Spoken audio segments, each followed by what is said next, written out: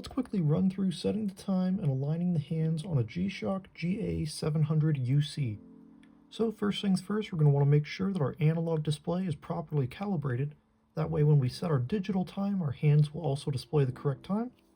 To do this, we're going to press and hold our adjust button, and we're going to keep holding it after the first beep. Keep holding it. Now we'll see that H set hold, and then once we hear the second beep, we can let go, and we'll see 000 start flashing. So this is when we're going to want to make sure that our hands are pointing directly to 12 o'clock. We can go forward with start and reverse with reset. So we want to adjust those, and if you press and hold, it'll move a lot quicker in case you're really far off. So once we're pointing at 12, we can simply press adjust, and now when we set our digital time, our hands will also display the correct time. Now on to setting the digital portion of our watch. So we're going to press and hold adjust again, but this time we'll let go after the first beep.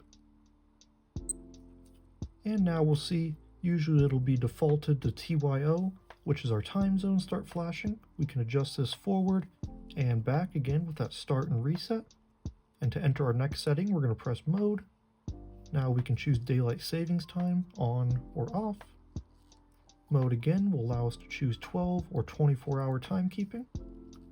Mode again will allow us to 0 our seconds with start.